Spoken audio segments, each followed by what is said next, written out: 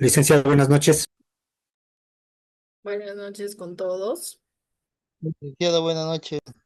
Buenas noches. Vamos a comenzar con la clase del día de hoy. Recuerden que estábamos hablando de los sistemas dispersos, de pues que tienen fase dispersa, fase dispersante. Ya sabemos reconocer cuál es la dispersa, cuál es la dispersante. Recuerden que la fase dispersa es la que está en menor cantidad y la fase dispersante en la que está en mayor cantidad. Recuerden también que mencionábamos y hablábamos de que existe una clasificación en cuanto a los sistemas dispersos. Teníamos a las soluciones o disoluciones, teníamos a los coloides y teníamos a las suspensiones. Teníamos tres tipos de clasificaciones, ¿no? También mencionábamos que según el estado de agregación, teníamos también otras calificaciones. Y otra clasificación también teníamos en cuanto al al tamaño de las partículas, ¿no? También teníamos una clasificación en cuanto al tamaño de las partículas, que también ya vimos, ¿no? En un recorderis en este caso de lo que les estoy mencionando. Entonces, dicho esto, pues vamos al nuevo tema que vamos a ver hoy, que son las disoluciones, ¿no? Les mencionaba en cuanto a un resumen de lo que vimos la semana pasada. Aquí tengo pues las soluciones o soluciones, los coloides, las suspensiones que decían lo que en los tres tipos que se clasifican los sistemas dispersos. También les decía que según el tamaño de las partículas tenemos soluciones o disoluciones, tenemos coloides, dispersiones finas, dispersiones microscópicas o groseras, en las cuales ya se podía ver a simple vista, ya no necesitábamos de un microscopio para verlas, ¿no?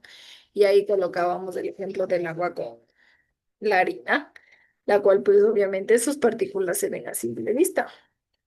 Y en cuanto a soluciones o disoluciones, pues mencionábamos a la mezcla del agua con el azúcar, como soluciones, ¿no? Recuerden que decíamos que son muy homogéneas, las cuales las partículas de azúcar no se logran ver ni con un ultramicroscopio, porque son súper delgadas, y como menciono, pues son sistemas homogéneos, entonces por ello pues no se logra ver, ¿no? Y los coloides, pues esos decíamos que se encuentran entre sistemas homogéneos y heterogéneos, ni el uno ni el otro, pero ya son visibles con el ultramicroscopio. Y en cuanto a las dispersiones finas, pues son sistemas heterogéneos que ya son visibles en el microscopio también. Listo, también decíamos que tenemos clasificación de los sistemas dispersos según el estado de agregación, que ya vimos en este caso, pues con ustedes los estados de agregación que pueden existir, tanto en los coloides también, los estados de agregación de los coloides. Y pues ahora vamos a hablar, como menciono, de las disoluciones. Entonces, una solución o disolución es una mezcla de dos o más componentes, ¿no? Recuerden, vamos a hablar ahora de disoluciones o soluciones. Entonces, una solución o disolución es una mezcla de dos o más componentes, en la que uno de estos se combina íntimamente con el otro y así los dos pierden sus características individuales. Y ya obviamente al unirse ya forman otras características debido a esta unión, debido a esta combinación. Entonces, ¿qué menciono? Una solución o disolución es una mezcla de dos o más componentes, en la que uno de estos se combina íntimamente con el otro, de modo tal que pierden sus características individuales. Obviamente, pues esto que menciono significa que los constituyentes de este sistema disperso son ya indistinguibles en cuanto se unen. Y ya al momento de la unión, al momento de formar en este caso un conjunto, ya se presentan en una sola fase. Esta fase puede ser sólida, puede ser líquida o puede ser gaseosa. El punto es que ya se combinan, ya forman un conjunto Y este conjunto se representa en una sola fase. Como menciono, esta fase puede ser sólida, puede ser líquida, puede ser gaseosa. Recuerden que al hablar de solución, una solución siempre contiene agua como solvente y se llama solución acuosa. Cuando contiene agua como solvente, pues se le denomina solución acuosa. Una solución que contiene agua como solvente se llama solución acuosa. El solvente, ya tenemos otro término en este caso, pues que se reemplaza al que ya estudiamos, que es la fase, a ver, solvente y solvente. La fase dispersante es lo mismo que decir solvente, o sea, la mayor cantidad.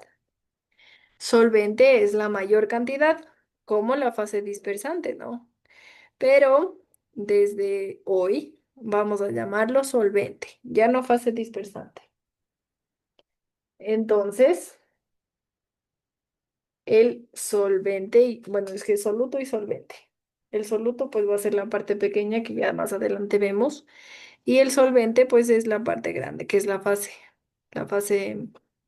dispersa. Ya. Entonces, una solución que contiene agua como solvente se llama solución acuosa. Y nosotros entonces se puede decir que una solución o disolución lo llamaremos así cuando las mezclas son homogéneas. Y obviamente al ser homogéneas se encuentran en una sola fase. Recuerden que les menciono que ya cuando se mezclan dos o más componentes, se combinan íntimamente y ya pierden las características individuales. Aparte de perder las características individuales, forman una mezcla homogénea y esta pues se encuentra en una sola fase y ya no podemos distinguir, ¿no?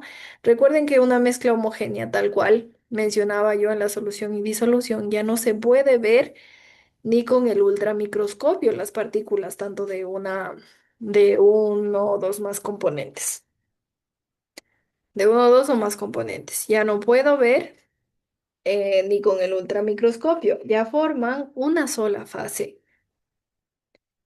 Por eso se le denomina solución o disolución.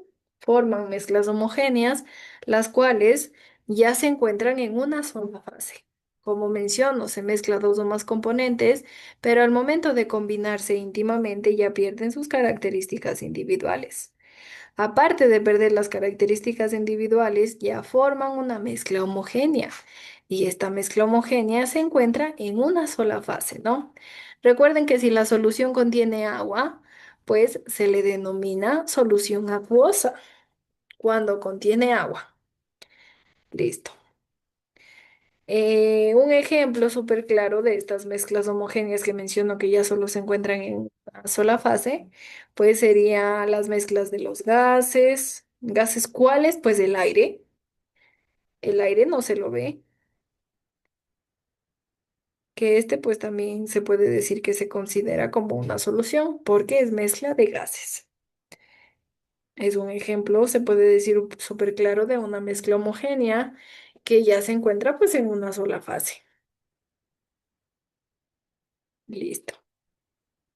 En cuanto a las soluciones que son distintas de los coloides y de las suspensiones, pues recuerden, ya vimos coloides y suspensiones. Y las soluciones, pues se puede decir que son muy distintas de los coloides y de las suspensiones, en las que las partículas del soluto son de tamaño molecular y están dispersas uniformemente entre las moléculas del solvente. Que ahí sí se ven los coloides y suspensiones, recuerden que em, hablando de un tamaño molecular, pues se ve, todas están dispersas entre el solvente, que en este caso es la fase dispersa, recuerden, ¿no? El solvente, pues es la fase dispersa. Listo. Entonces, hablando, como mencionó, de nuestras disoluciones, está claro tal vez el concepto de solución y de disolución. Recuerden que puede formar solución o disolución. Pues se habla en este caso de lo mismo. Las dos son mezclas homogéneas, tienen una sola fase. Listo. ¿Preguntas? ¿Alguna partecita que no me entendieron o que no estuvo clara? ¿O todo claro, nada claro? Cuéntenme. Nada claro. Si tienen dudas, pues pregúntenme. Por mi parte, sí está claro, licenciado. Ya, gracias, Arturito. ¿El resto? Igual sí, claro. Igual, licenciada. Ya. Vamos ahora pues a las características. Vamos ahora con las características de las soluciones. Aquí ya vamos a aprender pues los términos que menciono, soluto, solvente, solución. Listo. Entonces, en cuanto a las características de las soluciones, se puede decir que los componentes no pueden separarse por medios físicos simples. ¿Cuáles son los medios físicos simples? Pues tenemos a la decantación, a la filtración o la centrifugación. Por medios físicos simples no pueden separarse, pero sí pueden separarse por medios complejos, los cuales son la destilación, la cristalización o la cromatografía. Esto hablando en cuanto pues a nivel de laboratorio, ¿no? Y de cuando se utilicen en este caso pues estos procesos en el laboratorio. Listo. Entonces, como menciono, nuestra solución, ya sea de mezclar agua con sal, en este caso, el cloruro de sodio, si yo quiero separarle por decantación, por filtración o centrifugación, nunca se van a separar el agua y la sal. Pero si yo realizo la destilación, la cristalización o la cromatografía, sí se van a separar otra vez el agua y la sal. Se hacen muchas prácticas en este caso en cuanto al laboratorio de esto, ¿no? Pero sí se puede separar en cuanto a procesos físicos complejos, como menciono, ¿no? Listo. Los componentes de una solución son el soluto y el solvente. Mucho ojo con esto, mucho ojo con esto. El soluto y el solvente son dos componentes que tiene mi solución. Entonces, si yo les digo, la solución tiene dos componentes, ¿cuáles son estos componentes? ¿Ustedes cuáles me van a decir?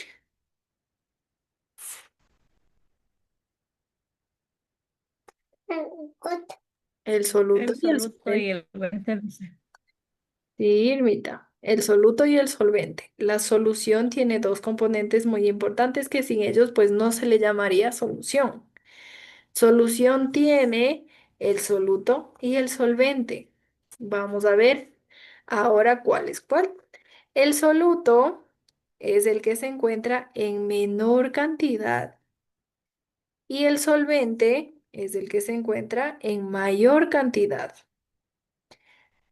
El soluto es el que se encuentra en menor cantidad y el solvente es el que se encuentra en mayor cantidad.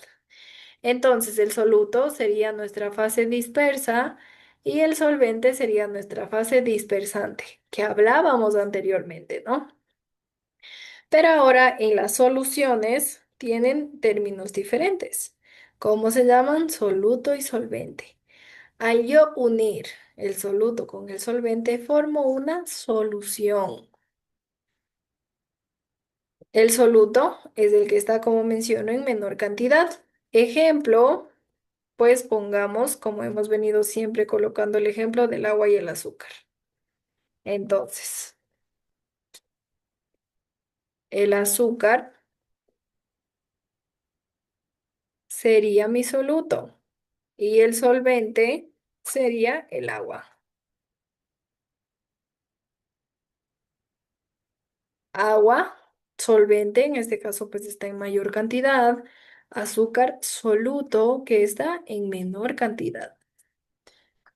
La diferencia, obviamente, tal cual mencionábamos pues en, en en el ejemplo anterior, ¿no? De la fase dispersa, la dispersante, pues aquí tal cual. Pero ahora que cambia, ya no se va a llamar así, sino ahora va a ser soluto y solvente. lo cual vamos a llamarlo así desde hoy hasta siempre. Ya vamos a llamarlo solo así. Así que les quede muy claro que ahora cómo van a llamarse soluto y solvente, porque ahora ya estamos hablando de las soluciones, ya no estamos hablando de los sistemas dispersos, sino ya estamos siendo más específicos y estamos hablando de una solución. La solución se forma al sumar el soluto con el solvente. Entonces, cuando yo en un vaso de agua agrego azúcar y mezclo, estoy formando una solución. ¿Por qué? Porque estoy uniendo el soluto y el solvente. Formo una solución. Entonces, obviamente, recuerden que en una solución, tanto el soluto como el solvente interactúan a nivel de sus componentes, que puede estar en moléculas o en iones, pero a la final, pues los dos interactúan en la solución, ¿no? Los dos interactúan en la solución, tanto soluto como solvente. Y esto pues en cuanto a las características, ¿no? Y de que la solución ya va a ser soluto y solvente. Alguien que me diga un ejemplo de soluto. ¿Quién quiere decirme un ejemplo de soluto? Soluto. El café, dicen. Ya, muy bien. El café. Y de solvente, El agua. el agua. El agua, la leche, La leche también, sí. Es un solvente. El agua, la leche. Pongámosle aquí el chocolate para hacer Puede ser la gelatina o el chocolate. La gelatina sería soluto, ¿no? La gelatina sería, así puede ser. la gelatina sería soluto y solvente también puede ser en agua, ¿no? Recuerden, el soluto siempre es la que está en menor cantidad y el solvente lo que está en mayor cantidad. Entonces, el café que nos menciona, en este caso, Darwin, Nelsito nos menciona leche también. Listo, entonces, el café más el agua, yo formo una solución. ¿Por qué formo la solución? Porque estoy uniendo el soluto con el solvente. El chocolate más la leche también formo una solución. Y la gelatina con el agua también formó una solución en este caso. Pero la gelatina se podría decir que más entraría en cuanto a lo que ya vimos, ¿no? A nuestros coloides, a nuestras suspensiones, entraría un poco más, ¿no? Listo. Esto pues en cuanto a, a las soluciones que creo yo que está súper claro, ¿no? El soluto, el solvente. Uno, el soluto y el solvente. ¿Y qué formo? Una solución. Recuerden que la solución es una mezcla completamente homogénea, la cual ya al momento de unirse ya no tiene propiedades individuales, sino las dos se juntan y obviamente adquieren otras propiedades ya en una sola fase. Recuerden que tienen una sola fase, ¿no? Tanto al unir el soluto con el solvente. Ya tenemos una sola fase.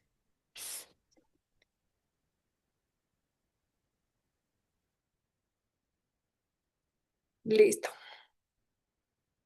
Hasta aquí.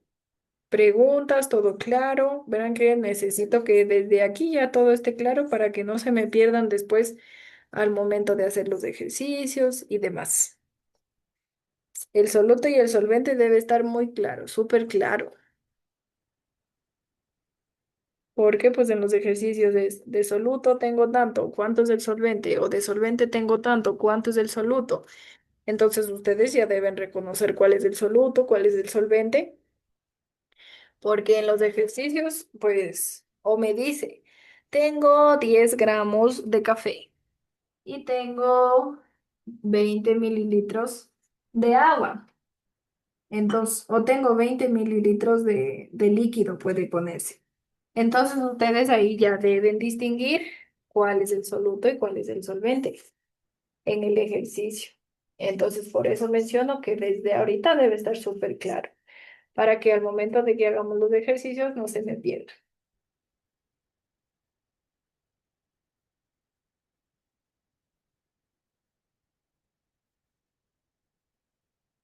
Sí, claro para todos.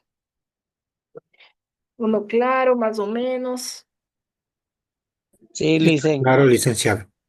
Ya, claro entonces.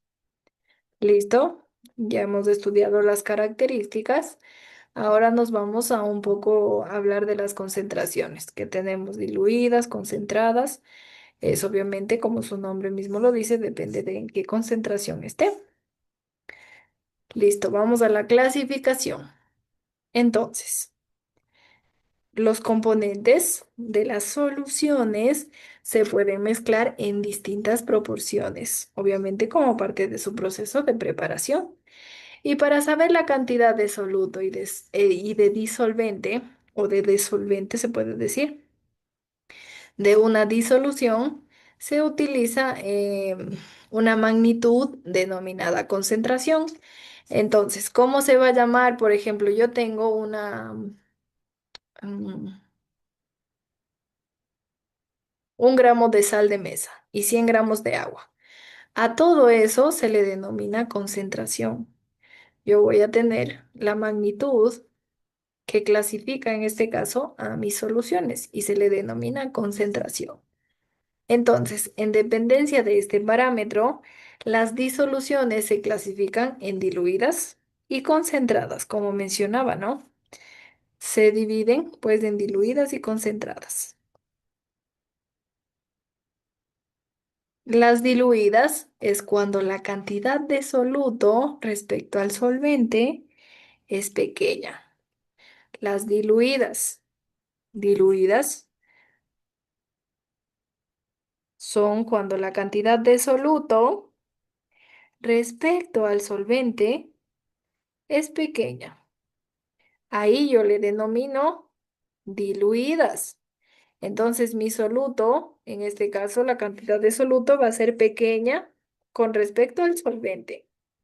Y hablando concentradas, pues ahora es cuando la proporción del soluto respecto al solvente es grande.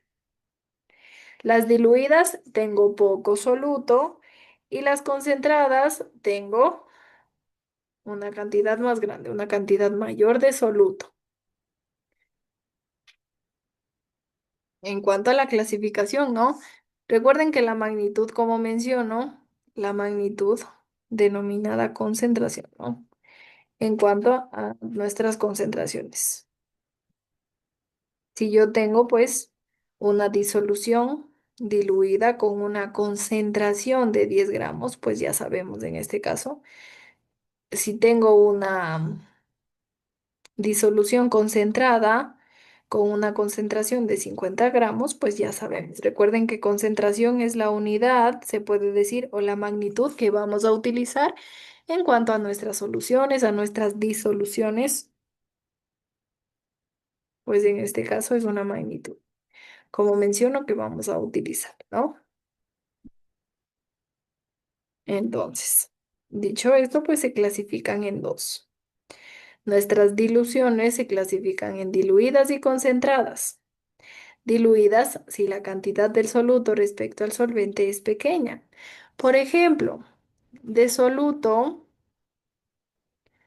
de soluto, yo tengo 5 gramos y de solvente tengo 50 gramos. La cantidad del soluto es pequeña en cuanto al solvente. Ahora, ella, y esto es diluida, ¿no? Ahora, concentrada, el soluto, tengo yo una cantidad de 100 gramos y de solvente tengo 25 gramos.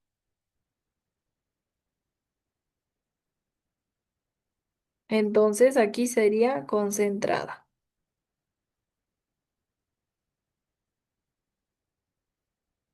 concentrada.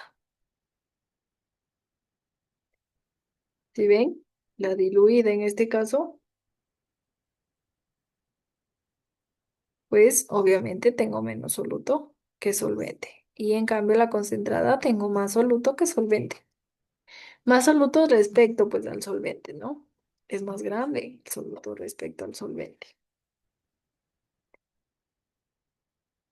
Otro ejemplo, pues te pongo, tengo 1 gramo de sal y 100 gramos de agua puede ser, en cuanto a diluida.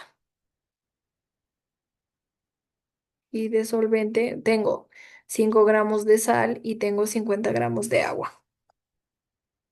En las concentradas, pues tengo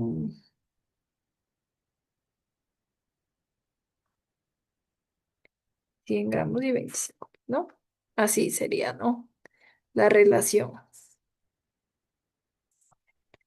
Recuerden, pues, que em,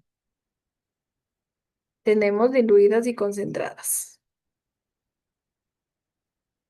Listo. Esto, pues, en cuanto a a nuestra clasificación, ¿no? En cuanto a las disoluciones.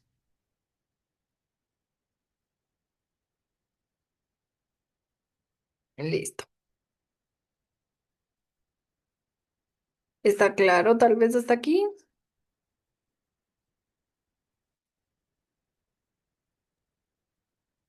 Ya tenemos diluidas y tenemos Sí, concentradas. licenciada. Listo. Entonces ahora yo les hago una pregunta.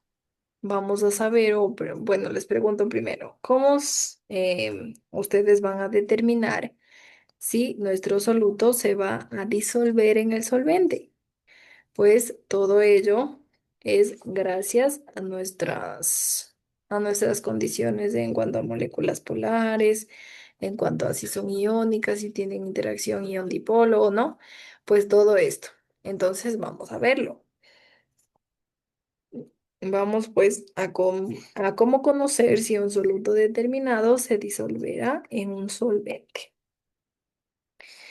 Pues para que un soluto se disuelva en un solvente, tenemos en este caso que favorecer las interacciones de tipo soluto-solvente. Recuerden que estas interacciones soluto-solvente tienen que ser las más importantes en cuanto al soluto-soluto o en cuanto al solvente-solvente. La interacción tipo soluto-solvente es la que nos interesa más, ya que obviamente ahí, en cuanto a la interacción soluto y solvente, es lo que nosotros debemos tomar en cuenta las interacciones para que puedan disolverse, porque si no, pues obviamente no podemos. En cuanto, si nosotros favorecemos las interacciones soluto-soluto o soluto-solvente, pues se puede decir que no se va a disolver, ¿no? Entonces, la de tipo soluto-solvente es la que más nos interesa. Debemos favorecer las interacciones de tipo soluto-solvente. Esas nos interesan más que el soluto-soluto o más que el solvente-solvente. Y de este modo, cuando estemos en presencia de un solvente como el agua, recuerden que el agua es considerado como un solvente universal, ¿no?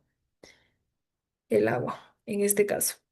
Cuando estemos en presencia de un solvente como el agua que menciono, que es considerado como un solvente universal, pues las sustancias que normalmente se disuelven, en este caso el agua, son las sustancias iónicas y las moléculas polares. En el agua, todas las sustancias que sean iónicas y sean moléculas polares, pues van a disolverse, como menciono, en el agua las sustancias iónicas y las moléculas polares. Hablando de las sustancias iónicas, pues nuestras sustancias iónicas se conforman por una red cristalina en la que se presentan los iones que las componen. Todos forman una red cristalina. Aquí tengo el agua. El agua se caracteriza por la presencia de un dipolo. Entonces, como menciono, las sustancias iónicas se forman por una red cristalina en la que se presentan los iones que las componen. Como el agua se caracteriza por la presencia de un dipolo, entonces la interacción entre el soluto y el solvente sería de tipo ion dipolo. Esta sería la interacción entre pues nuestra agüita, ¿no? Y con el soluto, que es en este caso, o con sustancias iónicas, ¿no? Que interactúan con el agua. Entonces, la interacción entre el soluto y el solvente sería de tipo ion dipolo. Y pues este proceso de solvatación es el que se asocia a la solubilización de estas sustancias químicas en agua. El proceso de solvatación es el que nos ayuda, como menciono. Él nos ayuda a asociar a la solubilización, a que sea disuelto todo nuestro soluto en el solvente. Nos ayuda a disolver, perdón, las sustancias iónicas en el agua.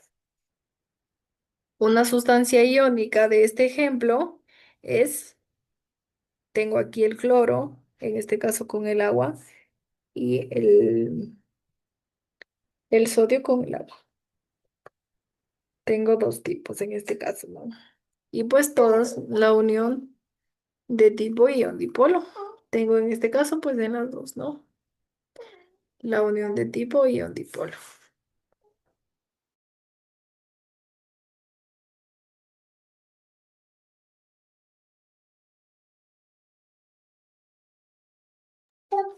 Listo. Como menciono, debemos siempre pues favorecer las interacciones de tipo soluto-solvente. Siempre, ¿no? Y obviamente de este modo cuando ya estemos en presencia de un solvente como el agua que menciono que ya es como un solvente universal, pues nuestras sustancias que normalmente se disuelven en el agüita son las sustancias iónicas y las moléculas polares.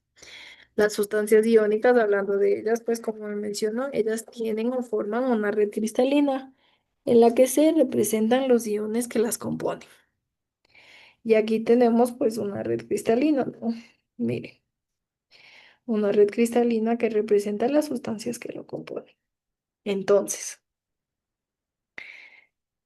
como el agua se caracteriza por la presencia de un dipolo y las sustancias iónicas, pues obviamente se caracterizan por sus iones, la interacción entre el soluto y el solvente va a ser de tipo ion-dipolo. ¿Y cómo se le llama a esta interacción? Pues se le llama el proceso de solvatación, que el proceso de solvatación es el que se asocia a la solubilización de estas sustancias químicas en agua. ¿Sí ven? Listo. Y pues los compuestos moleculares o polares, en cambio, ellos se caracterizan por la presencia de un dipolo permanente. Ellos tienen un dipolo permanente, así no estén mezclados con el agua. Listo. Entonces, los compuestos moleculares y polares se caracterizan por la presencia de un dipolo permanente. Y este dipolo permanente interactúa con el dipolo del agua. Aquí tengo el dipolo del agua. Aquí tengo el dipolo del agua. Y aquí tengo pues mi dipolo del agua. ¿Sí ven? Tres dipolos de agua. Y como menciono los compuestos moleculares, que en este caso pues tengo aquí mi compuesto molecular, que también ellos tienen presencia de dipolos. Entonces se puede decir que al momento de que se involucran estos átomos, los dos son altamente electronegativos, tanto el agua como los compuestos moleculares. Los dos, como menciono, son altamente electronegativos. Y al ser altamente electronegativos, también se pueden formar puentes de hidrógeno. ¿Dónde están mis puentes de hidrógeno?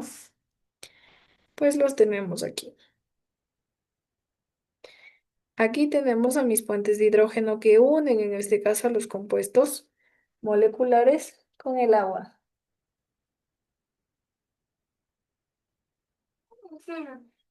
Unen, unen y unen. Entonces, los compuestos moleculares y polares Se caracterizan por la presencia de un dipolo permanente. Entonces ya sabemos que ellos tienen un dipolo permanente. Y al momento que interactúan con el agua, que aquí tenemos tres agüitas, que ellos también tienen un dipolo, el agüita tiene un dipolo. Entonces al momento de que, uy, perdón, al momento de que los dos, pues el hidrógeno en este caso, el agüita, la molécula de agüita con los compuestos moleculares y polares se unen, los dos son altamente electronegativos y forman en este caso puentes de hidrógeno para la unión. Forman puentes de hidrógeno. Voy a borrar todo para que vean los puentes de hidrógeno, porque si no aquí no se ve. Ya, aquí tenemos nuestros puentes de hidrógeno. Puente, puente, puente, puente. ¿Sí ven? Y acá también. Los puentes de hidrógeno unen a nuestro dipolo del agua con nuestro dipolo de la molécula. ¿Sí ven? Tengo yo, pues, obviamente la unión en este caso de puentes de hidrógeno. Recuerden que se hacen puentes de hidrógeno porque los dos son altamente electronegativos. Entonces, pues, así simples no se pueden unir, entonces necesitan de un puente de hidrógeno para poder unirse. Recuerden que los dos son dipolos. Los dos tienen dipolos. Entonces, por ello, pues, obviamente, al momento de la unión, como son altamente electronegativos, se pueden formar puentes de hidrógeno. Listo. ¿Preguntas? ¿Dudas?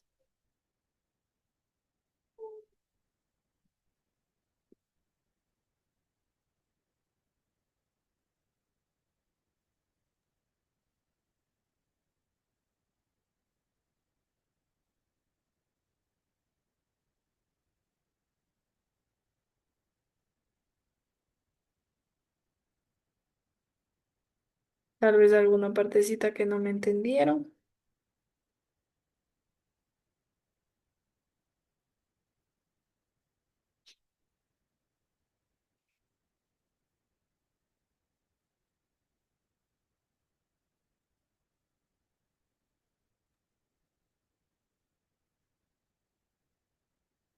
¿Están por ahí, chicos?